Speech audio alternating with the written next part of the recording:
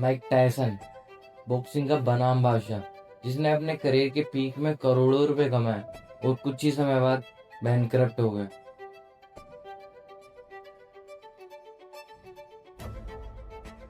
In 2003, the life of Iron Mike was thrown into turmoil once again. One of the greatest boxers of all time was declared bankrupt. What's my ex-life? That's just how I live my life.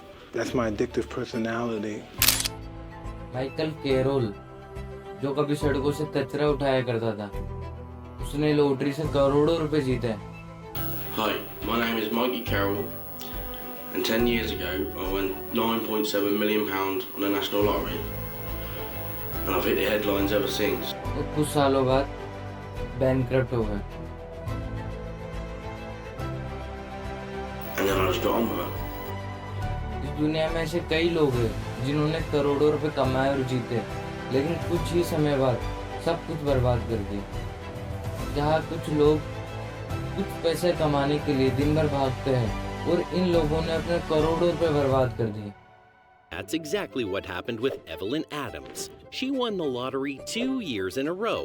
She had $5.4 million. Still, within a few years, she lost everything she had. इन सभी में ऐसी क्या चीज common थी जिस वजह से इन्होंने करोड़ों रुपए बर्बाद कर दिए? आइए जानते हैं। क्या आपने आपकी बिजी लाइफ में कभी भी रुककर सोचा है कि आप जितना भी पैसा कमाते हैं महीने के अंत तक पता नहीं कहाँ चला जाता है? सच बात यह है, ज्यादा पैसा कमाना आपको कभी भी अमीर नहीं बनाता, बल्कि यही चीज कई बार लोगों को धीरे धीरे गरीब बना देती है।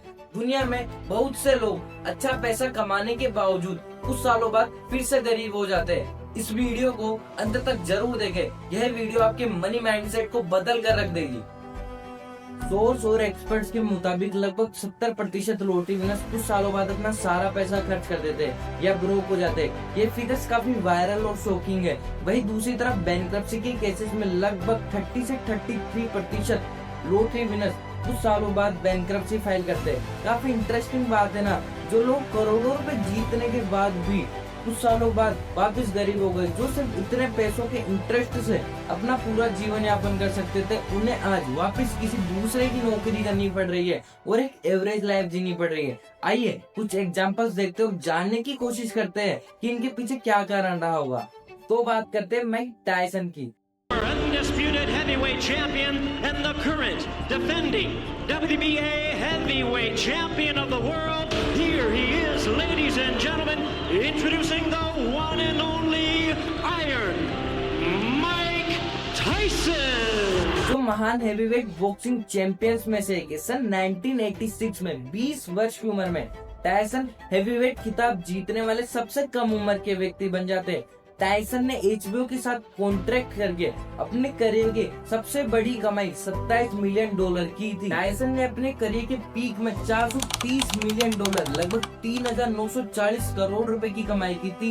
मैं आपको बता दूं कि इतना पैसा है कि अगर इसकी बैंक में FD करा दी जाए तो हर महीने बिना कुछ किए 20 करोड़ रुपए से ज्यादा का इंटरेस्ट कमाया जा सकता था। लेकिन कुछ ही सालों बाद टायसन ने 2003 में बैंकरप्सी फाइल की और उस समय की रिपोर्टों से पता चलता है कि उन पर $23 मिलियन से ज्यादा का कर्ज था। तो आखिरकार टायसन ने अपनी सारी दौलत उड़ा दी। माइकल कैरोल, एक नाम जो लॉटरी विनर्स की लिस्ट में अलग ही जगह रखता है, जो कभी सड़कों से कचरा उठाया करता था। सन 2002 में 19 साल की उम्र में लॉटरी से 9.7 मिलियन ब्रिटिश पाउंड, जो लगभग 118 करोड़ रुपए के बराबर है, जीते। लेकिन कुछ ही सालों बाद उसने लॉटरी से जीती हुई अपनी सारी रकम खर्च कर दी और वह कुछ ही सालों बाद दिवालिया हो गया। My name is Michael Carroll. 10 years ago, I won £10 million on the lottery. Today, I have a pound. दोस्तों आप सोच कर देखो, जहाँ मिडिल क्लास और लोअर मिडिल क्लास फैमिली के लोग सालों मेहनत करते हैं और अपनी आमदनी का कुछ हिस्सा बचाकर सेविंग्स करने की सोचते हैं, वही लोगों ने अपने करोड़ों रुपए कुछ ही सालों में बर्बाद कर दिए, जो एक आम आदमी अपनी पूरी जिंदगी भर की सेविंग से भी इकट्ठा नहीं कर सकता। अब बात करते हैं एक ऐसे क्रिकेटर की जो सचिन तेंदुलकर के बचपन के सबसे खास दोस्त थे, विनोद कांबली। दोनों ही टैलेंटेड थे और दोनों ही आजाद मैदान में बचपन में साथ खेला करते थे। सचिन ने अपने करियर में 100+ इंटरनेशनल सेंचुरीज लगाई और विनोद कांबली ने भी अपनी एक अच्छी शुरुआत दी। टेस्ट मैच में 54+ एवरेज स्कोर के साथ ओडीआई में सेंचुरीज लगाई। लोग कहा करते थे कि विनोद कांबली सचिन से ज्यादा टैलेंटेड थे और यह भी कहा जाता था कि विनोद कांबली काफी फियरलेस और अग्रेसिव बैटिंग किया करते थे। He was not yet ready to leave cricket. Kambli, known for his aggressive left-handed batting, played 17 tests and 104 ODIs for India. लेकिन समय के साथ दोनों की जिंदगियां अलग दिशा में चली गई। सचिन तेंदुलकर, जो आज सबसे अमीर क्रिकेटर्स में से एक है, जिन्हें गॉड ऑफ क्रिकेट के नाम से भी जाना जाता है। Fast call him the god of cricket. This is fantastic batting. We may be looking at the best batsman of all time. वही दूसरी तरफ विनोद कांबली, जिनकी अपने करियर के पीक पर नेटवर्थ मिलियंस ऑफ डॉलर्स थी, उन्हें आज 30,000 पर मंथ बीसीसीआई की पेंशन से गुजारा करना पड़ रहा है। वह काफी ज्यादा हेल्थ रिलेटेड और फाइनेंशियल प्रॉब्लम्स फेस कर रहे हैं और रिपोर्ट्स के मुताबिक कहा जाता है कि उनके पास एक समय अपने फोन रिपेयर कराने तक के पैसे नहीं थे। अब आप कुछ सेकंड्स के लिए वीडियो पॉज करें और सोचें कि इन सभी के बर्बाद होने के पीछे क्या कारण रहा होगा।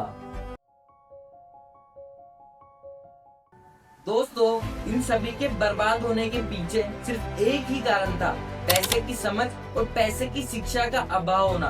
दोस्तों, पैसे की समझ और पैसे की शिक्षा, आज हम एक ऐसे टॉपिक के ऊपर बात करेंगे जो कभी भी स्कूल में नहीं पढ़ाया जाता, ना ही कोई इसे घर पर आपको सिखाता। इसे सिर्फ वही लोग जानते हैं जो सच में अमीर बने हैं।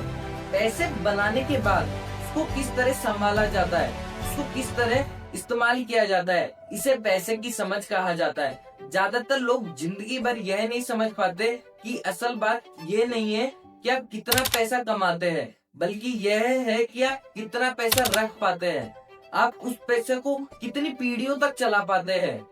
सबसे पहले आपको एसेट्स और लायबिलिटीज का अंतर पता होना चाहिए। अगर आपको अमीर बनना है तो आपको सिर्फ इतना ही जानने की जरूरत है। ज्यादातर लोगों को यह चीज काफी आसान लगती है, इसलिए वे इसे अनदेखा कर देते हैं। लेकिन अगर आप इसे समझ गए तो आपको जिंदगी भर पैसे की दिक्कत का सामना नहीं करना पड़ेगा। अमीर लोग हमेशा एसेट्स इकट्ठा करते हैं, गरीब और मिडिल क्लास लोग हमेशा लायबिलिटीज इकट्ठा करते हैं। और मजे की बात तो यह है कि उन लोगों को लगता है कि वे एसेट इकट्ठा कर रहे हैं। पैसे की तंगी की असली वजह ये होती है कि लोग एसेट्स और लायबिलिटीज के अंतर को ठीक से नहीं समझ पाते। Or people confuse assets for liabilities. They think their home is an asset, it's actually a liability. अब आपके दिमाग में एक प्रश्न होगा कि कोई वस्तु एसेट है या लायबिलिटीज, हमें कैसे पता चलेगा? इसलिए मैं छोटे बच्चे की तरह आपको आसान भाषा में बताता हूँ। एसेट वे होता है जो आपकी जेब में पैसा डालता है। लायबिलिटीज वे होती है जो आपकी जेब से पैसा निकालती है। वास्तव में आपको इतना ही जानने की जरूरत है। अगर आप अमीर बनना चाहते हैं तो आप जिंदगी भर एसेट्स इकट्ठा करते रहिए। अगर आप गरीब और मिडिल क्लास बनने की सोच रहे हैं तो आप हमेशा लायबिलिटीज इकट्ठा करते रहिए। मैं आपको बता दूं, माइक टायसन, माइकल कैरोल और विनोद कांबली ने अपने जीवन में हमेशा लायबिलिटीज इकट्ठा की और उनके बर्बाद होने के पीछे सिर्फ एक यही कारण था। रिपोर्ट्स के अनुसार माइक टायसन ने लग्जरी कार्स और बाइक्स पर $4.5 मिलियन, लगभग 41 करोड़ रुपए खर्च किए, जिसमें फेरारी, लैम्बोर्गिनी और रोल्स रॉयस जैसी बड़ी बड़ी कारें शामिल थी। टायसन ने अपने करियर के पीक पर 52 कमरों वाला लग्जरी मैंशन खरीदा, साथ ही ज्वेलरी और कपड़ों पर हर महीने लाखों डॉलर खर्च किए। दूसरी तरफ लॉटरी विनर माइकल कैरोल, जिन्होंने 3 लाख पाउंड का आलीशान घर खरीदा, साथ ही 5 लाख पाउंड लगभग 6 करोड़ रुपए अपने हॉलीडेज पर खर्च कर दिए और उन्होंने अपने जीतते हुए पैसों से नई कारों का पूरा बेड़ा खड़ा कर दिया, जिसमें रेंज रोवर, BMW तथा मित्सुबिशी इवोस जैसी बड़ी बड़ी कारें शामिल थी। और उन्होंने अपने एक इंटरव्यू में यह भी बताया कि वे 2000 पाउंड प्रति दिन कोकीन पर खर्च किया करते थे। I started buying my gold, 100 grand sitting around my neck, 30 grand around my wrists, £250,000 on cars. My racehorse was called King of the Chavs. I threw 100 grand on drink, I think. For 2 years, I was spending £2,000 a day on cocaine and crack cocaine. Many pills as I can eat, really. I was buying them by 1,000, taking acid every now and again, 2 prostitutes a day. But that was a lot. Someone's got £200, £300, £400. दोस्तों, इन्होंने अपने करोड़ों रुपए से सिर्फ और सिर्फ liabilities खरीदी जो इनकी जेब से लगातार पैसा निकलवा रही थी। इन्होंने कभी भी अपने पैसों से एसेट इकट्ठा नहीं किया जो इनकी जेब में पैसा डाले। यही कारण था कि ये करोड़ों रुपए जीतने और कमाने के बाद भी फिर से गरीब हो गए। तो दोस्तों, आप भी इसी लाइबिलिटीज और व्यक्तिगत चीजों से बचे जिनकी कीमत एक बार लाने के बाद कम हो जाती है। जिस समय आप एक नई कार शोरूम से बाहर लाते ही उसकी कीमत 25% तक कम हो जाती है। जिस क्षण आप एक नया आईफोन खरीदते हैं उसके 3 महीने बाद उसकी कीमत आधी से भी कम हो जाती है। हमको फोन चाहिए एप्पल वाला, हमको और कोई दिक्कत नहीं है, हमको सिर्फ फोन का दिक्कत है, हमको फोन चाहिए। कितना दाम है? हाँ, कितना दाम? 1 लाख का भी आता है, 1.5 का भी आता है, 2 का भी आता है। मम्मी से। मम्मी का कितना पैसा है? नहीं पता। पापा क्या करते? ऐसे कुछ काम करते, कभी काम मिलता है तो करते, नहीं मिलता तो नहीं। शादी हो गई? हाँ, शादी कर ली। Love marriage? हाँ, सत्यम। वो काम करता है?